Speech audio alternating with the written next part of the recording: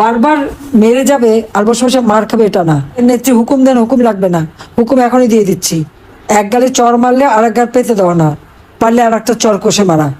কাজে আমরা এটা করতে পারবো ওটা করতে পারবো বললে হবে না, এখন থেকে করা শুরু করতে হবে। কবে সময় আসবে সেটা না। হ্যাঁ, আমরা প্রতিশোধ আগে নেইনি। 2001-এ আমাদের সাথে যা করা হয়েছিল আওয়ামী লীগের নেতাকর্মীদের সাথে, আমি শুধু বলছিলাম ধৈর্য ধরে আমরা আগে দেশটাকে উন্নত করি। দেশটাকে তো উন্নত করলাম, উন্নত করার পরে আজকে কি অবস্থা হলো, সে উন্নয়নটাও শেষ করে দিল। তাহলে এখন আর কিসের অপেক্ষা? যার যা আছে যে যেভাবে পারবে, যাকে যারা ক্ষতি করেছে তার উপরে যে যেভাবে পারবেন তাদের শিক্ষা দিতে হবে যে বারবার মেরে যাবে আর বসে বসে মার খাবে এটা না। এখানে কেউ কারো হুকুমের অপেক্ষায় থাকবে না।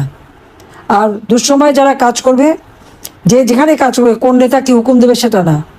যারা দুঃসময় কাজ করছে তারাই নেতা, যে যেখানে কাজ করবে সেই নেতৃত্ব দিয়েই কাজ করবে। আওয়ামী লীগের নেতার কোনো ক্রাইসিস হয় না, কাজে যারা দুর্দিনে কাজ করে তারাই নেতা হয়, এটা মাথায় রাখতে হবে। এবং সেখানে কে নেত্রী হুকুম দেন, হুকুম লাগবে না, হুকুম এখনই দিয়ে দিচ্ছি। যাদের উপরে আঘাত এসেছে প্রতিঘাত কিভাবে করবেন সেই পথ খুঁজে সেটাই করতে হবে। এখন আর ওই বসে থেকে সহ্য করার সময় না। এক গালে চর মারলে আর এক গাল পেতে দেওয়া না, পারলে আর একটা চর কষে মারা, সেইভাবেই ঘুরে দাঁড়াতে হবে। আমি তো আছি। হ্যাঁ, সেই দিন হয়তো বেঁচে থাকলাম না আমরা দুই বোন, কারণ সেই দিন ওইটাই লক্ষ্য ছিল যে 15 আগস্ট বেঁচে গেছি, আমাদের আর বেঁচে থাকতে দেবে না।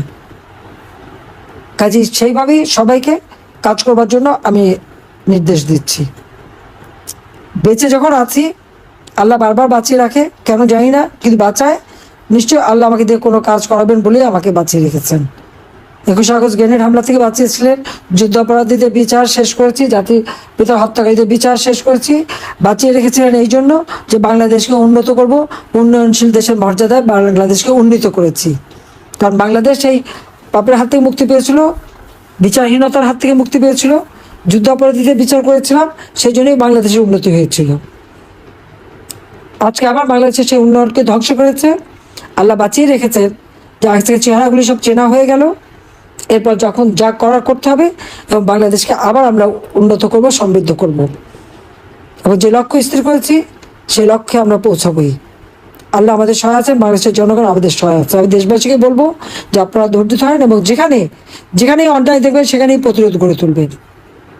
সবাই ভালো থাকেন, সুস্থ থাকেন এবং ঐক্যবদ্ধ হয়ে কাজ করেন।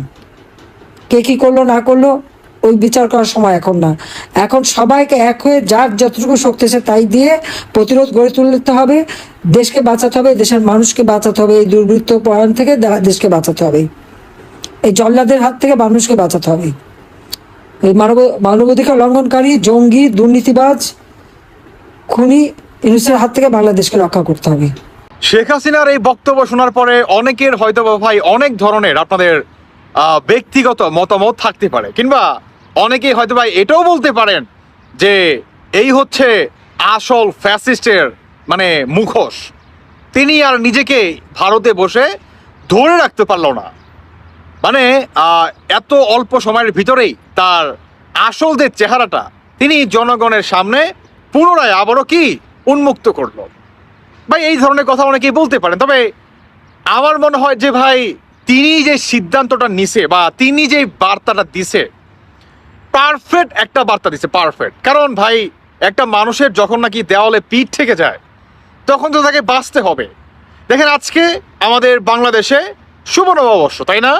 আর এই নববর্ষকে কেন্দ্র করে শেখ হাসিনার ডাইনি মার্কে একটা চেহারা বানানো হয়েছে এবং সেখানে কি নিয়ে পুরো ঢাকা শহর ঘুরতেছে। তো এই যে একটা প্রতিহিংসার রাজনীতি আপনারা ছুড়ে দিচ্ছেন, এটা কিন্তু ফিডব্যাক হিসাবে আপনাদেরকে কিন্তু একদিন ভুগতে হবে। অন্যদিকে শেখ হাসিনা যে তার নেতা কর্মী কিংবা জনগণের উদ্দেশ্যে যে বলছে যে এখন থেকে যদি মারে তোমাদের, তোমরাও মারবা, মার খাবে কেন? আমার আশায় বসে থাকবা কেন? যে নেত্রী হুকুম দিবে তারপরে কেন? তোমাদের সাথে কি হাত নাই? অতএব এখন থেকে ইট মারলে কি পাট কেলে জবাব দিবা। আসলে ভাই তিনি একজন অরিজিনালি নেত্রীর মতো মনে করেন বক্তব্য রাখছে, কিংবা তার দলের কর্মীদের সাহস যোগাইছে। আসলে এটা ছাড়া কি করব ভাই? বাংলাদেশের আনাচে কানাচে এখন পর্যন্ত আপনারা আওয়ামী লীগের সাধারণ জনগণের প্রতি ক্ষিপ্ত এবং প্রতিনিয়ত মারধর, মানে তারা বাজারে বের হতে পারতেছে না, চার দোকানে মনে করেন যেতে পারতেছে না, মানে গেলেই মানে ডান দিক দিয়ে মনে করেন খোঁচা মেরে কথা বলে, বাম দিক দিয়ে মনে করেন খোঁচা মেরে কথা বলে, তাই না? এবং রাস্তাঘাটে যখন হাঁটে তখন মানুষ দূর থেকে টিটকারি মেরে কথা বলে যে নেত্রী পালাইছে কে, মানে এই ধরনের আরো অনেক ধরনের কথাবার্তা ভাই আছে, তাই না? তো শুধু মনে করেন যদি এইটার ভিতরে সীমাবদ্ধ থাকতে তাহলে ভালো কথা। যদি আপনার এটা প্রতিবাদ জানাতে চান বা আপনি যদি নাও বলেন, তারপরও কি শরীরে আঘাত করে, পরিবারের উপর আঘাত করে, তাই না? লুটপাট করে, ব্যবসা প্রতিষ্ঠান মারধর করে। আসলে একটা মানুষ কত খুনি বা তার দলের এই অবস্থা দেখে এই ধরনের সিদ্ধান্ত কিংবা জনগণদের উদ্দেশ্যে তিনি এই ধরনের বা তার দলের উদ্দেশ্যে তিনি এই কথা রাখবেন না বলেন তো? কত খুন! তাহলে কি আওয়ামী লীগ বাংলাদেশ থেকে নিশ্চিহ্ন হয়ে যাবে? আওয়ামী লীগের হাত ধরে কি আমাদের বাংলাদেশ স্বাধীনতা লাভ করে নাই ভাই? তাহলে কি আওয়ামী লীগ আর বিএনপি বাংলাদেশ থেকে আপনারা নিশ্চিহ্ন করে ফেলবেন? আপনারা তো বর্তমান এই ধরনের পাইতারে মনে করেন চালাচ্ছেন, তাই না? দর্শক বন্ধুরা, যাই হোক, আমি আর ব্যক্তিগতভাবে কিছু বলতেছি না, শুধু এতটুকু বলতে চাই যে এতদিন পরে আইসা সুন্দর একটা ডিসিশন দিছে।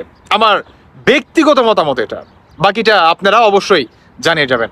ধন্যবাদ সবাইকে। আল্লাহ হাফেজ, আসসালামু আলাইকুম।